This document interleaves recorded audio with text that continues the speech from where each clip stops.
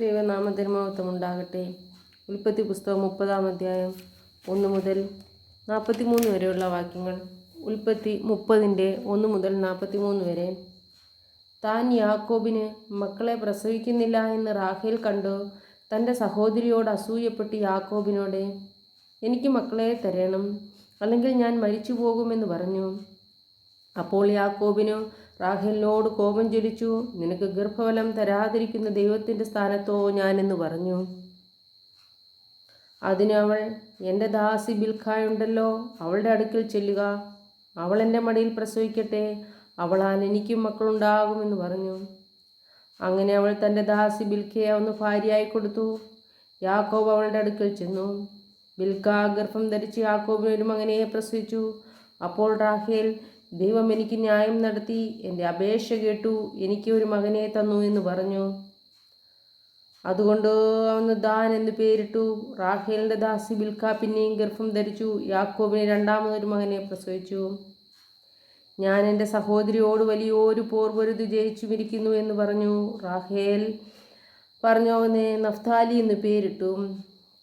തനിക്ക് പ്രസവം നിന്നുപോയി എന്ന് ലേയ കണ്ടേറെ തൻ്റെ ദാസി സിൽപ്പയെ വിളിച്ചു അവളെ യാക്കോബിന് ഭാര്യയായി കൊടുത്തു.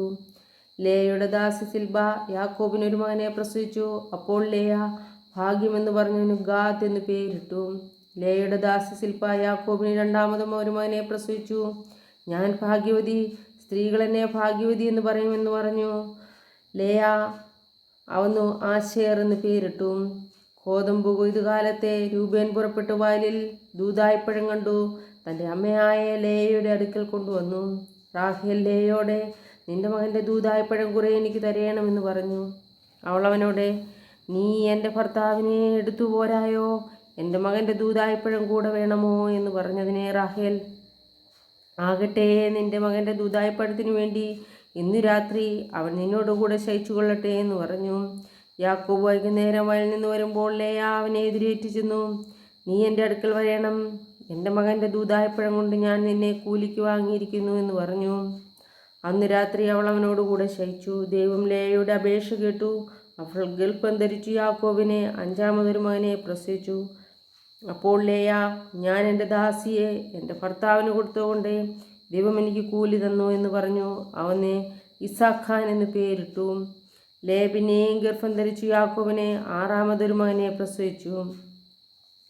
ദൈവം എനിക്ക് ഒരു നല്ല ദാനം തന്നിരിക്കുന്നു, ഇപ്പോൾ എൻ്റെ ഭർത്താവ് എന്നോടുകൂടെ വസിക്കും. ഞാൻ അവനെ 6 മക്കളെ പ്രസവിച്ചുവല്ലോ എന്ന് ലേയ പറഞ്ഞവന് സെബൂലൂൻ എന്ന് പേരിട്ടു. അതിൻ്റെ ശേഷം അവളൊരു മകളെ പ്രസവിച്ചു, അവൾക്ക് ദീന എന്ന് പേരിട്ടു. ദൈവം റാഹേലിനെ ഓർത്തു. ദൈവം അവളുടെ അപേക്ഷ കേട്ടു, അവളുടെ ഗർഭത്തെ തുറന്നു. അവൾ ഗർഭം ധരിച്ചൊരു മകനെ പ്രസവിച്ചു. ദൈവം എൻ്റെ നിന്ന നീക്കി കളഞ്ഞിരിക്കുന്നു എന്ന് പറഞ്ഞു. യഹോവ എനിക്കും ഇനിയും ഒരു മകനെ തരുമെന്ന് പറഞ്ഞു. നീ യോസേഫ് എന്ന് പേരിട്ടു. റാഹേൽ യോസേഫിനെ പ്രസവിച്ച ശേഷം യാക്കോബ് ലാബാനോടെ, ഞാൻ എൻ്റെ സ്ഥലത്തേക്കും ദേശത്തേക്കും പോകുവാൻ എന്നെ അയക്കണം. ഞാൻ നിന്നെ സേവിച്ചതിൻ്റെ പ്രതിഫലമായ എൻ്റെ ഭാര്യമാരെയും മക്കളെയും എനിക്ക് തരണം.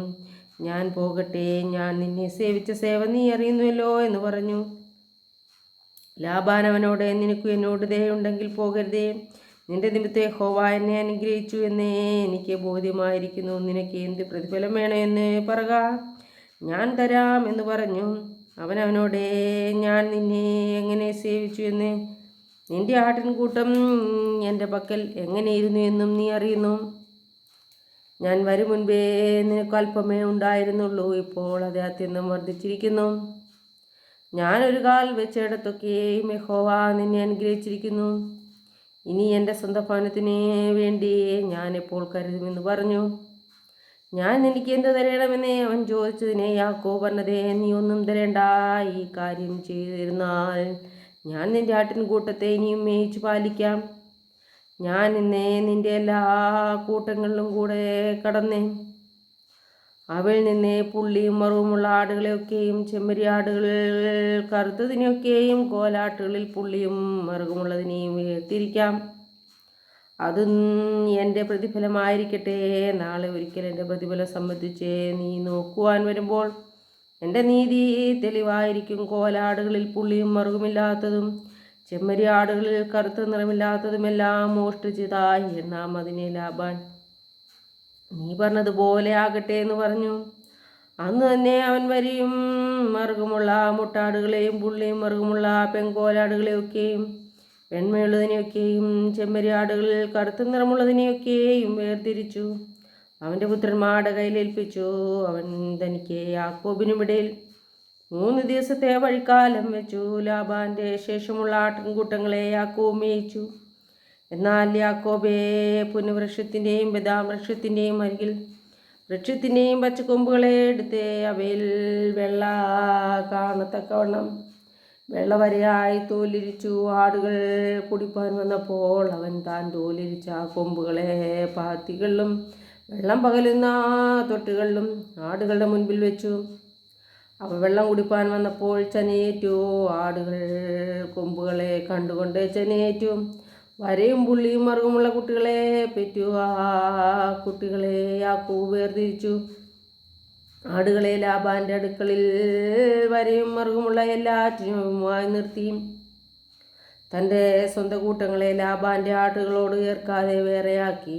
ബലമുള്ള ആടുകൾ ചനിയേൽക്കുമ്പോഴൊക്കെയും കൊമ്പ് കണ്ട് ചനിയേൽക്കേണ്ടതിനെ യാക്കോബ് ആ കൊമ്പുകളെ പാത്തികളിൽ ആടുകളുടെ കണ്ണിന് മുൻപിൽ വെച്ചു. ബലമില്ലാത്തവ ആടുകൾ ചനിയേൽക്കുമ്പോൾ അവയെ വെച്ചില്ല. അങ്ങനെ ബലമില്ലാത്തവ ലാബാനും ബലമുള്ളവ യാക്കോബിനുമായി തീർന്നു. അവൻ മഹാസമ്പന്നനായി. അവന് വളരെ ആടുകളും ദാസീദാസന്മാരും ഒട്ടകങ്ങളും കഴുതകളും ഉണ്ടാകുകയും ചെയ്തു.